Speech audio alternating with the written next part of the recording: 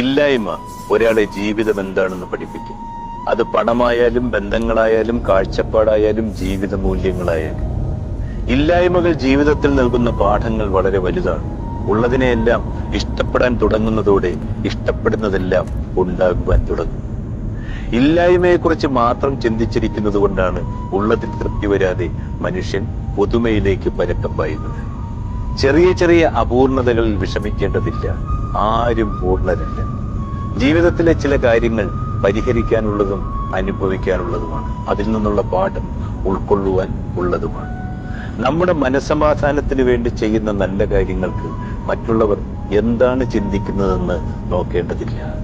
നമ്മുടെ ആശയങ്ങൾക്കും വിശ്വാസങ്ങൾക്കും വേണ്ടി അതിനുവേണ്ടി നിലകൊള്ളുന്നതിൽ വിട്ടുവീഴ്ച ചെയ്യരുത്. എല്ലാം ഒന്നുമില്ലായ്മയിൽ നിന്നും വരുന്നു. അത് ഒന്നുമില്ലായ്മയിലേക്ക് തന്നെ മടങ്ങിപ്പോകുന്നു.